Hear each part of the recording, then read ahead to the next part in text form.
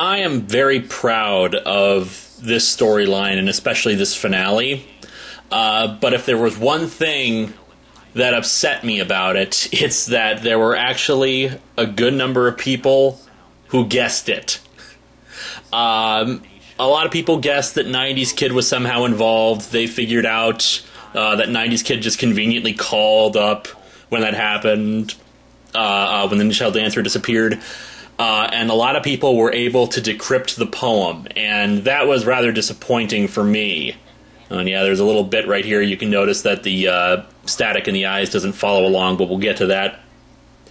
But yeah, that was the only really disappointing thing about this storyline, was that some people had guessed the missing number connection. And I'm sure that a lot of people were guessing it in jest, but the fact that people were able to decode the poem and figure out the aspects of it. Beneath the Seas, Besides the Flame is about Cinnabar Island, and you surf along the coast to find it. Beside the Flame. Off the Coast Where the Lost Beast Came, that's, yeah, again the Cinnabar Island connection. The Path You Should Have Never Crossed, The Beast Exacts a Heavy Cost. It's speaking to the fact that you're not supposed to do the missing number trick, and it can screw up your game. Passage never crossed, beast exactly heavy cost. The number of the beast is lost. That's just the obvious referencing missing number. You will know it by its hissing, is its rather distinctive cry. Though I'll get to that in a second, because it seems that as I was researching more and more information about missing number, I got a different missing number thing cry than most people got, and I'm not just referring to the Kabutops skeleton. God, I love that laugh. That sudden that sudden laughter at the concept that it was actually afraid of ice. It wasn't scared of ice. It was annoyed by him. Path should never cross beast exactly forgot for beast lost. What's the last part of the poem? The bones from hell you cannot tame, referring to, of course, the Kabutops skeleton that I saw. Bones from hell you cannot tame. Devour your life and all your fame, a reference to the fact that you can lose your cartridge data, supposedly. I've heard some people say that they've had that happen, but most sources seem to indicate that's not really what happens with missing number, but with one of the other glitches. M-block, I think. You will by saying, what's my kind of name? Devour your life and all your fame, and the Hall of Fame data. That is the price to play its game. You will know all while you're reminiscing. Reference to the fact that you're remembering missing number, because the missing number trick is a bit of an old trick, now that I think about it. I mean, you think about when Pokemon came out, especially in contrast to today, it's like remembering the fact that the Phantom Menace and like the Matrix have come out over 10 years ago, and they still play a kind of part in our pop culture. I wonder if this is like this with other older movies. Probably not as much, considering the proliferation of media and the ability to get movies readily, but was kind of fascinating to me that a lot of people don't realize that a lot of this stuff is nostalgic. Let's get something out of the way real quick here. The alternate reality game, where there were posts made supposedly from characters or from the entity itself. That was pretty much invented by the fans. I never made a single one of those posts myself. However, I really wish I had thought of some of that stuff, because that was a brilliant idea. I really wish I had thought of doing that, because that would have been I really would have loved to have done that and planned out some more stuff with that. The only thing that I had done was the credits thing, which I wanted to, in the Street Fighter, one of the earlier reviews, I wanted to make reference to the fact that Linkara, as a character, had not noticed all of that stuff happening until a certain point where he started to see it. Because one of the influences of this has been Marble Hornets. While I have never actually sat and watched Marble Hornets. However, like Lost, I found a comprehensive wiki about it, which gave like a detailed transcript of each episode. I'm a coward. I really should watch Marble Hornets. I'm going to sometime. But just the ideas put forth by Marble Hornets were really fascinating to me, and the alternate reality game aspect of it. So I wanted to have a mystery behind it, and to have people try to figure this out. The extent of what I did in terms of the alternate reality game, besides for the credits, was that some of those posts were made by a guy named Jackson Marriott, who did the links to the warped MP3s. He provided some music and sound effects for this and other parts of the storyline, like some of the creepy music he made. The entity's ending screech when it dies, he made that. Oh, also, speaking of, the image in the static that sometimes you saw when the entity attacked, I would love to pretend that that was my doing. I would love to say that I was trying to give some hint as to its true shape. The truth of the matter is that what you're actually seeing is static. A lot of the static I use in this comes from Silent Hill 4. You can look at your TV and it will show a static image, and sometimes there's an image of a girl or a woman in the static. That's what you're seeing. And the images there are just as unviewable. You really can't figure out what the hell's going on in those. However, I did plan on adding some to the static, trying to get bits of the Kabutops skeleton into it, but I always ran out of time before I could do so. And I figure if I had put in more and more of that, people would have probably figured it out sooner. You may also notice that Obscurus Lupa is doing the voice here. I really have to give a lot of thanks to her for that. She managed to get that to me very quickly. For some reason, the prop lady, Amethyst, who does props for me and costumes for me, she did the Lord Vice costume and the Snowflame costume for that matter. She is also the voice of Nimue. And for some reason, every time she sent the MP3s to me with her voiceover, the email just ate it. It never arrived here, and she never got any warning saying that it never arrived here. So I asked Obscurus Lupa, she was able to do that, and I quickly added in the line of dialogue about the presence of the entity screwing up her voice module. This was all recorded the night before. These sections right here were recorded the night before Halloween, and I had to do it really quickly because I was running out of time. Storyline stuff can get a little intensive, and those special effects with the staticky eyes was becoming a problem. Oh, and I considered doing static for the credits, but it's another one of those things where I just ran out of time and didn't have a chance to do anything with it. Sorry. Now let's get to why I chose to do missing number in this. Why missing number? Why have it be revealed to be anything other than the entity itself? Well, for one reason, convenience sake of figuring out who it is, plus a big cliffhanger ending, just from that perspective. But why missing number itself? Missing number scares the hell out of me. There is something about it, not just the fact that, as I explained, I saw the Kabutops skeleton when I was younger and tried doing the trick on my Game Boy.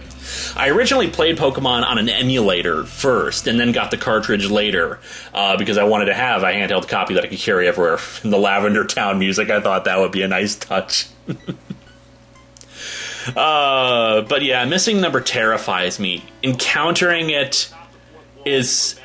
there's something unnatural and wrong about it when you encounter it. You know this was not meant to be. And actually, one of the inspirations for this storyline was an image on DeviantArt I had come across.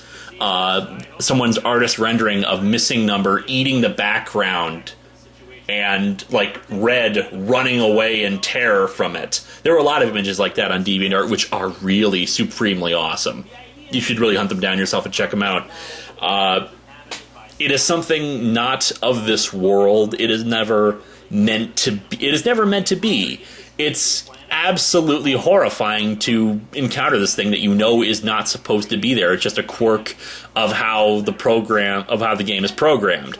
And yes, my explanation for the missing number trick is incomplete. There's a lot of stuff involving the hexadecimal equations, like you encounter it if you have an E in a certain spot or a W in a certain spot of your name.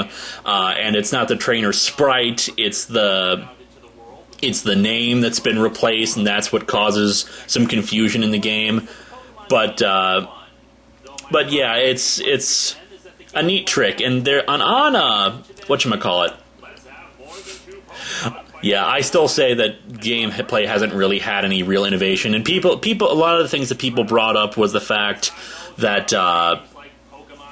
that in the newer versions, all the stats have been reorganized. But the thing is, I'm not really into looking into stats and whatnot when I play RPGs. Really, I'm the simplistic mindset of gameplay where I say, this item gives me a higher value for this. Well, I'll put this in instead. I'm kind of stupid like that, and I'm sorry, but it's just the way I am with games. So you tell me that like specials have been changed and the stats have been reorganized, and it just goes over my head, because to me that's not part of gameplay, that's just part of the mathematics of the game. Or the coding. But anyway, back to all of this. Missing number terrifies me. That's why I decided to do it. Plus, it's one of those, it's funny, because I've always kind of wondered about copyright and trademark relating to missing number, because technically, while it is part of the Pokemon game, it's not. It's like saying that they own the letter M just because it's in Pokemon, because missing number or missing no is not really a character or a part of the game that's actually supposed to exist. It's just a quirk of the programming. It's that all the empty variables are listed as missing number. It's not. And Nintendo has acknowledged missing number's existence, but they only acknowledge it in the point where this is a glitch. Don't do it because it will hurt you. Oh, and by the way, someone a long time ago uploaded this high quality image of the missing number sprite like this. And and whoever they were out there, thank you so much, because it's like really in depth, and I actually can see the face that people see sometimes with like lips and an eye and whatnot. That's kind of cool. Glitch City right there. This comic is actually pretty decent. A fan donated those to me a long time ago, and I never told them what I was going to use them for. I just said, yes, I will take them. I got issues, the other two, the first 3 total of Pokemon The Electric Tale of Pikachu. Mind you, the actual printed comic version is a little different in the end. Apparently the guy who drew this is normally a hentai artist. So they had to change some things in like the second or third issue, I can't remember, because Misty's bathing suit is basically like a banana sling, very revealing, and in the printed version it's a one piece, like a full swimsuit. They remove all the details. It's like, oh my god. Anyway, yeah, this comic is not that bad. And I'll probably look at some more Pokemon comics in the future, because I've run across 1 or 2 other ones that might make for a good review. Now, originally, when I conceived of this storyline, I thought it was going to be a battle. And I thought I was going to have a fight and I would eventually win. I think the 90s Kid reveal was always going to be there. I thought it would make a good I always thought it would make a good twist to have him turn out to be evil and possessed. Now, the fight itself, I was still at the time thinking that all of my fights would end up being Power Rangers related, so I was going to fight him with a Quasar Saber from Power Rangers Lost Galaxy, and I would eventually defeat him with like electricity or a Pokeball or something. Although the other thing that I was hoping to do with it, I was not going to have actually fight 90s Kid. I would fight the missing number sprite, or a big blob of pixelation. The reason why I was going to do that was because I thought it would be easier, because when I first started conceiving of the storyline shortly after the first Mechakara fight, and the first Mechakara fight was a pain in the ass to edit and put together. It was fighting myself, and I knew in the future, and I realized that it would be a lot easier if I was just fighting a sprite that wasn't actually there. It would be like CG'd in later. I do the George Lucas approach there. And I decided, and eventually what I came to realize was that I built up Vice as this kind of nigh unstoppable force. And I built up that there was something worse than Vice out there. I only defeated Linkara. I tend to interchange it, but Linkara, the character, only defeated Vice by tricking him and, you know, finding out a weakness for him. The entity didn't really have a weakness. It was this big monstrosity that you could not hope to destroy. So I realized that any fight that I had with it would be completely disappointing. It would just be me and 90s kid, like, exchanging blows and punches, and you've seen that before, and it's not interesting anymore. It's not cool anymore. And it just, I can't fight it. Vice was one thing. He was supposed to be a big conqueror, a humanoid-type figure who you can have a battle with. However, it was still stretching realism a teensy bit to defeat him.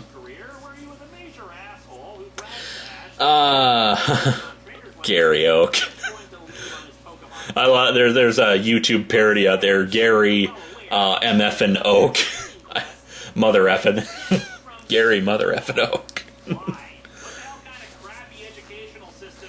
Oh dear, oh dear, oh dear. Gary's like a nicer guy these days, apparently. I get why. That is. But it kind of loses something because he's just like, he's so badass, he doesn't care. He's better than everybody else, and he knows it, damn it. Anyway, the fight. It was stretching a realism. Here's the thing. I recognize that it is completely unrealistic and kind of ridiculous that a comic book reviewer encounters all this stuff. Yeah, I recognize that, but I always want... But since it's kind of an homage to comic book style storytelling and the ridiculous nature and ludicrous nature of that, I don't want... I kind of want to have at least somewhat realistic reasons for it. I had to invent the champions idea for Lord Vice, for an excuse why he gave a damn about a comic book reviewer. And even then, I didn't want to make... I'm not a chosen one. Linkara is not a chosen one type of figure where he is destined to defeat these kind of things. No. That's silly and cliched and overdone. The champions idea is just a metaphysical concept of just one or more people, since it shouldn't be that Linkara is alone the only person suited to deal with these kind of things, and I consider all of Channel Awesome to kind of exist in this own universe that we have built up over time. Anyway, so I recognize how unrealistic it is to have Linkara fighting a Lovecraftian monster. There's no realistic way that Linkara can fight him and win. That would push it into Mary Sue territory. The only way in my mind to fight something like Cthulhu is to show them the utter futility of their goal. I had thought of actually having Missing Number instead of having Missing Number be just an interdimensional creature consuming all reality, that it was one of the old ones, that it was that it wanted to meet up with the old gods, and since they were beyond us, there's not like multiple entities in another universe, at least not as far as I've planned ahead for the mythology of this. I thought I would have Missing Number search for Cthulhu and the other old gods, only to find their remains in an ocean. They simply died of boredom when they realized that they had nothing to truly live for. Cthulhu Fatan, or however you pronounce it, roughly translates to Cthulhu Dreams or Cthulhu Waits or something like that. I figured that a being like that, with its infinite imagination, would be able to conceive of how utterly pointless conquest is, especially for creatures that are supposedly beyond good and evil. As such, the only way to truly defeat them is for them to recognize the existential horror of their own existence. Now, based on the comments that I got on the video, I don't think I quite conveyed that well enough, and for that, I'm sorry, it's my fault. But that's what I was trying to do with the defeat of the entity. Make it realize the existential horror of its own existence, how utterly useless it is to want anything because its goal has no meaning. Its life is completely empty. It has no reason to exist. And I tried to think of plot holes. Here's the thing about my storylines, and I kind of did this with the His Blue Soul arc that recently just ended in February 2012. I have this problem where, since I'm a critic and a reviewer and a nitpicker, I kind of think of all the plot holes that result from this, and I try to fill them. The problem is, it makes me a bit of a windbag, and and it basically, I have like 10 minutes of exposition just so I can fill in all the plot holes and make sure I don't have a bajillion comments saying, oh wait, why didn't you think of this, or why didn't you do this? So that's also why I included that Pokeball line at the beginning, where why don't you just throw a Pokeball at it and capture it? And why didn't you just use electricity on it, because Missing Number's defense is 0.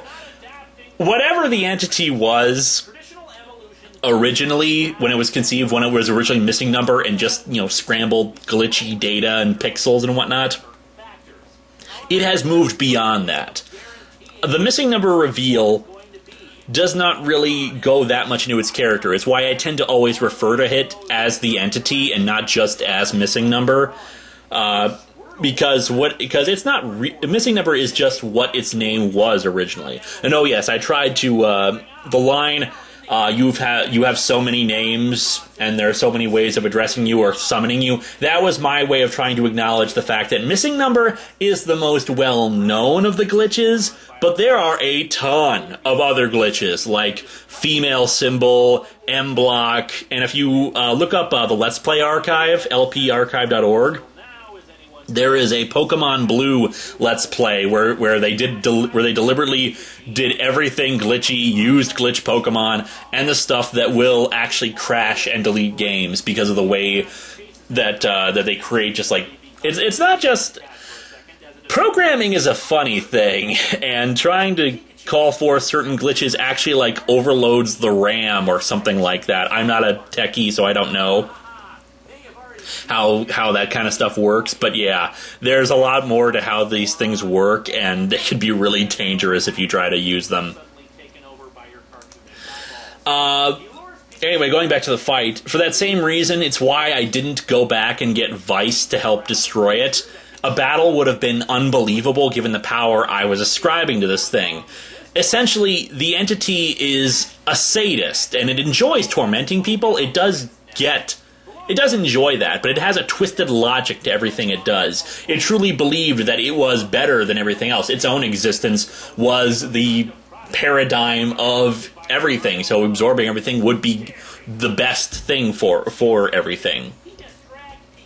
But it also enjoys screwing around with people and playing games, partially because of its origins as Missing Number.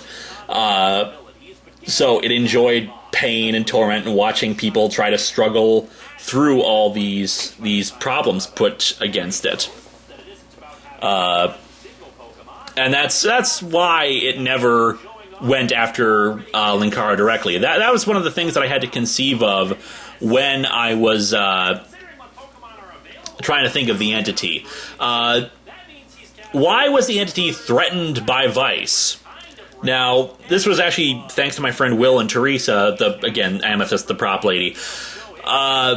They were a big help with this because I explained this problem to them with the entity.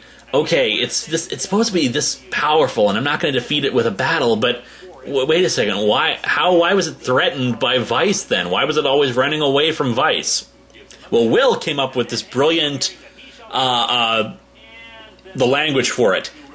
Vice never could kill the entity, at least from the entity's perspective, but Vice diminished it, made it less than what it was, like either drained its power or just, in a metaphysical sense, took off a chunk of it any time they fought.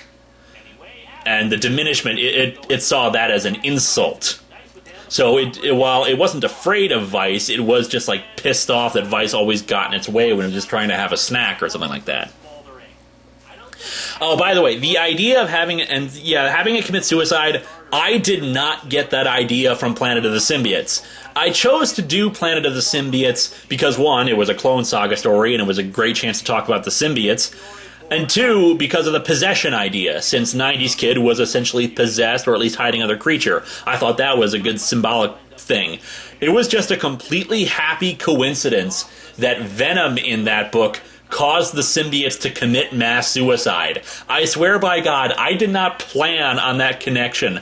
I added in that bit where Linkara looks back at the Planet of the Symbiotes comic, because it was still sitting there, because these episodes happen side by side with each other. I added it in only because I realized that I could do that.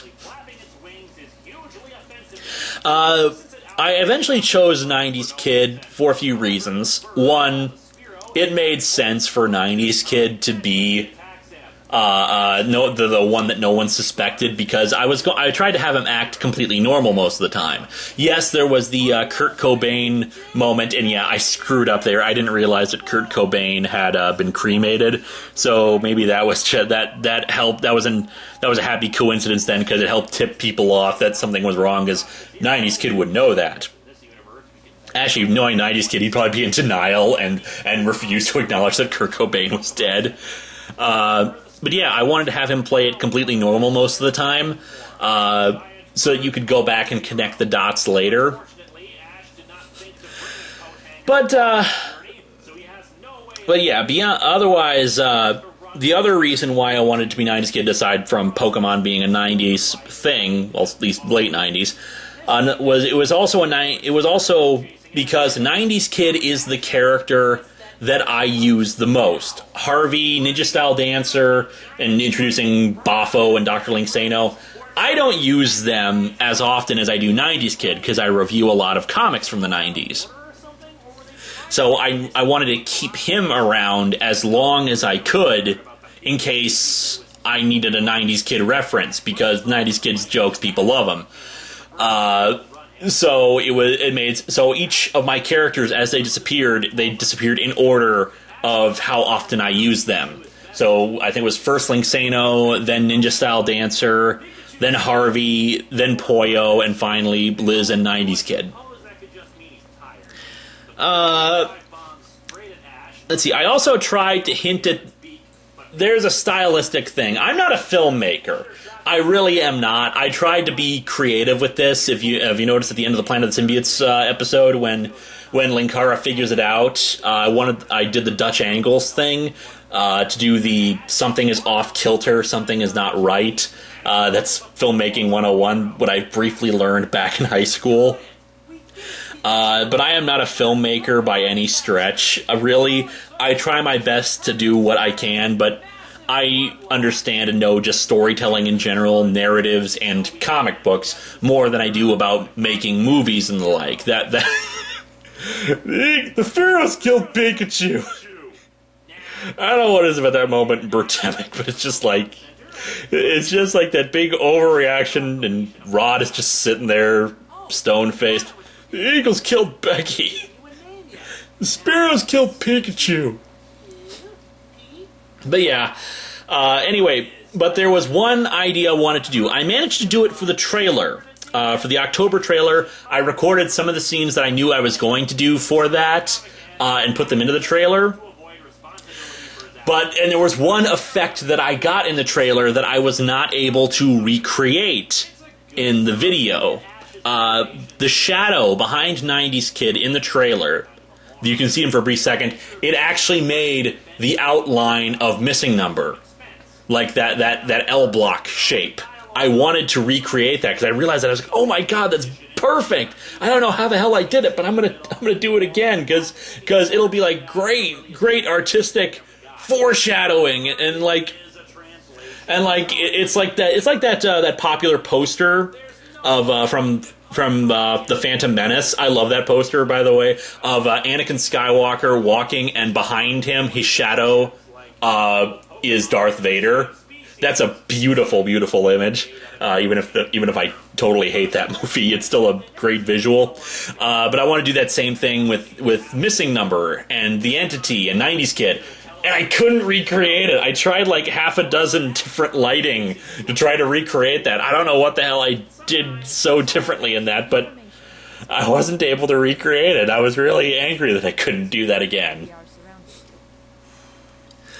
And this moment.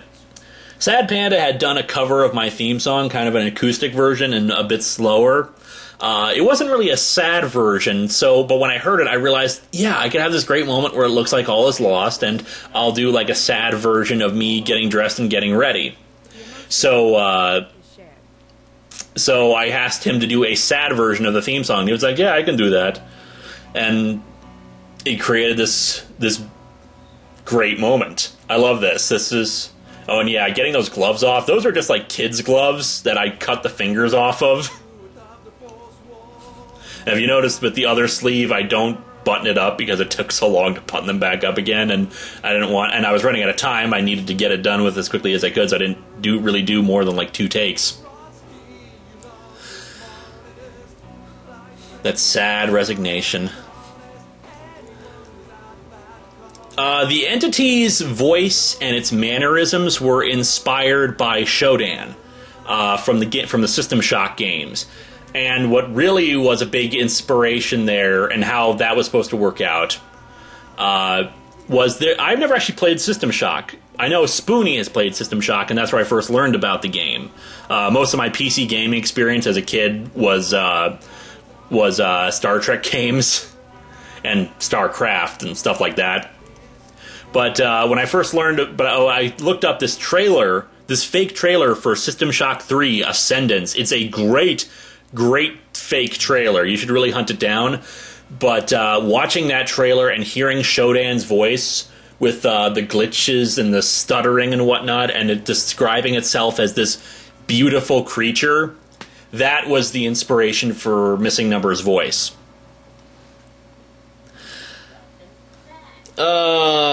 Yes, and the big finale.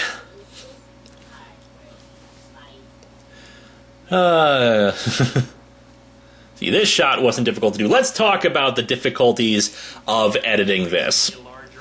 In the summer of that year, I had finally gotten my hands on Adobe After Effects, because for some ungodly reason, Adobe Premiere does not have a masking tool. And a masking tool is this wonderful, wonderful tool that allows you to cut out a section of one video, add like a feather effect to it, and you can paste it on another. It's how a lot of cloning effects are done in videos. It's impossible. The only choice. Cloning effects where you can have the same person slapping themselves or something like that. And in this case, I did the masking over the eyes to give it the glitchy eyes. The problem was I had done so many shots of him without the glasses on that I had to basically do that effect for every one of the eyes. And I just was running out of time to do it, because I had to go frame by frame and make sure that the eyes were always, over his eyes. And eventually I was just getting really... I was just running out of time, so I couldn't do as many of them. So I was cutting corners and just making a big vague blob around his eyes instead of going around the actual shape of them like you see at some of the early points. And I wanted originally to have multiple 90s kids at once, talking over himself and doing that, but I eventually went for the stuttering effect because, again, I just ran out of time. And I was working on this until 7 p.m. On Halloween night. And it was just so difficult to get. It was not difficult to render them. It was just the frame-by-frame stuff that was taking forever. And you'll notice, for those of you who watched the original version but did not watch the George Lucas edit that I did, I'm mentioning George Lucas a lot in this one, but it kind of goes with that. There's an edit that I did. Originally, there was an effect I wanted to do that I could only do with After Effects or with a green screen, which is what I should have done in the first place, because a green screen would have been a lot easier to edit around. But in this case, I wanted to do this very accurate Linkara walks around 90s kid. to build that idea that they were actually two different people, and it wasn't just me cutting to myself, cutting between a conversation with myself. And I thought it would be a great image, it would be a great thing to have in the video, and build that quote-unquote realism of what was going on here. And what you see here is 90s kids the entity slowly going insane as it comes to the same realization that Linkara did at that brief second. And yeah, the reason why 90s kids, the entity's eyes, you can see them in some of these shots, was I wanted to have the static, but I ran out of time, and I was just like, screw it. I'll do it anytime he's losing his sanity, he's lost his grip, so I'll let the eyes be seen for that. Otherwise, I never want to have 90s kids' eyes be seen, because the sunglasses are his look. But yeah, I wanted this effect. It was taking too long, and you see it right here now. I couldn't get it done. It was just taking so long to go frame by frame and around Linkara's body. Spoonie was the one who actually, when I explained this dilemma to him, explained to him what was the problem with it. He said, well, why don't you just do the mask around 90s Kid? Because 90s Kid is standing completely still. I was kicking myself. I probably would have gotten it done a lot sooner than I did if I had just done that from the start. But even then, it still would have taken me a day or two to get it all to do that effect. So what happened instead was that I contacted Phalus. And Phalus has a lot more experience with After Effects than I do, and having two of himself on screen at the same time. So I gave it to him and said, hey, if you have any spare time, would you do this for me? And he's like, yeah, I can do this for you. I do Phalus's voice. He's actually very happy and upbeat in Skype conversations, but he did it for me. He knocked it out in like an hour. I was like struggling with this, trying to get this effect done with. He got it done in an hour. I should have just asked him from the start to do it. And the other problem with saving this was that my computer at the time was not designed to be an editing machine. It just, was a computer. So I had to do all the storyline stuff in their own Adobe Premiere Elements projects, and then export them and then put them back in again. And it took time for them to export. It took time to export the full 40-minute video. So it just became a whole big mess to try to get this done with. And that's why it didn't premiere on a Monday night. And this is the first time I ever, in like 3 years, that I never got to get it premiered on time. And that's why you also have the static effect, because I was trying to obscure the eyes again, but I don't know if the effect quite worked as well as I was hoping. But yeah, that's the difficulties of doing a project this big. My new computer is designed to be an editing machine. I got it for Christmas. It's glorious and awesome, and I haven't had any problems with it at all so far. And really has fixed things. That's the other problem. Because the old computer wasn't able to handle this, Premiere crashed a lot. And when you're trying to do a video like this and trying to get it out on time, that's a pain in the ass. And having it crash every time you change like two things. So I'm just glad that this finally got done. And yeah, it premiered on thatguywiththeglasses.com a day late, but what you gonna do? And yeah, I wanted to have more effect for the entity suicide, but again, ran out of time, and I think it works for what it is. Now, the big question, is the entity really dead? As far as I'm concerned, yes. Yes, it is dead. It is officially finito, gone. I have no plans to do anything more with the entity in the future. However, I do have an idea or two for a sequel story, but I don't want to. Yeah, this is all right here. This is a masking tool, and it's a little more obvious with Ninja Style Dancer and Linksano. But yeah, I do have kind of an idea or two for an entity story sequel, but I have no until I actually work out any kinks with it and get details and whatnot.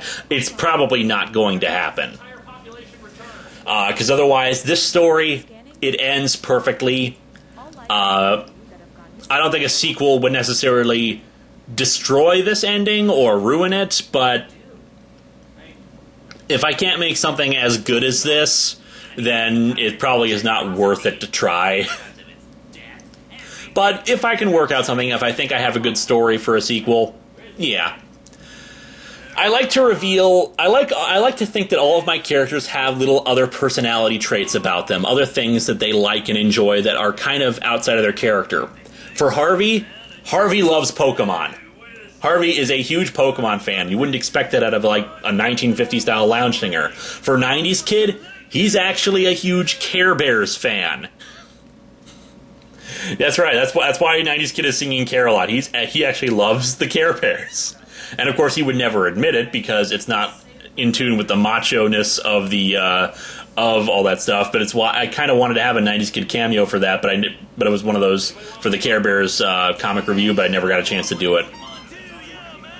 And yeah, I updated the credits because I had to like make the quick credits originally to get it on the site, try to get it on the site in time, or at least get it on Halloween on time on my blog. And as a result, this story is the first time I missed a Monday in 3 years. And not just this one, not showing up in that guy with the glasses. I mean the following week, because this was 3 days before Youmacon. And I had hoped that I was going to be able to get an episode out and get it all completed. Completely ran out of time, couldn't do it, so I just put up the live show and did a double feature for the following week. The cameos at the end. Suede asked to have a cameo at the end originally because I had told him that I was doing Pokemon for the finale, and he was like, "Oh my god, I absolutely love Pokemon. Is there any chance I can do a cameo?" And I'm like, "Okay, I'll think of something." Spoonie had said that he was interested in doing another cameo too at some point, so then I got the idea, okay, everyone who's disappeared, I can show them coming back. Except I forgot to bring back Sad Panda and Benzai, but I'm sure they're back. Oh, by the way, the certain people that disappear, the reason why I chose them. Spoonie was the obvious one to make a joke about Warrior Number 4, because at the time he disappeared, Warrior Number 4 had not come out yet, so I figured that would be a good explanation for why he hadn't returned. For Mars Girl, it was she would recognize missing number and kind of give a partial clue and say, it's you, but how can it be or missing number? I told her what it was. And the reason why Sad Panda and Benzai were chosen to be taken next was I wanted to show the international consequence of it, that the entity was not like restricted just to Channel Awesome reviewers or stuff like that. It was specifically because this was a global thing that was happening. And so I just asked a bunch of people that I thought would be funny if I brought them back and had like explanations. People have said, well, why were they still releasing reviews and why were they still tweeting and stuff? You can place on timelines where certain people were when they disappeared and whatnot. They don't necessarily have had to have all disappeared when I show them, like, contextually, like in October. They could have disappeared like earlier or later. These people all could have been taken like the night before. That kind of thing. And oh yes, Suede, the only thing I wrote was him wanting to do a cameo. He included the bit at the end where he said, all right, old man, tell me your secrets. And that's why he ended it, because I thought it made a great capping of this entire review. So hopefully you're now a little wiser about this. Oh yes, I recorded this afterwards for the George Lucas cut because people asked, is Poyo back, because they didn't see him in the original shot? Is the magic gun still gone? And the one other question that people kept asking me, well, what item did you get duplicated? And nobody guessed the tricorders. Because I had the tricorder with me when I did the reveal. Nobody guessed that. So I figured, hey, I have all these tricorder props, which I explained in a podcast why I have so many. And I thought that would be funny. There's your answer. Thank you all for watching. I'm glad this went over so well and people loved it so much. They're your answers, hopefully.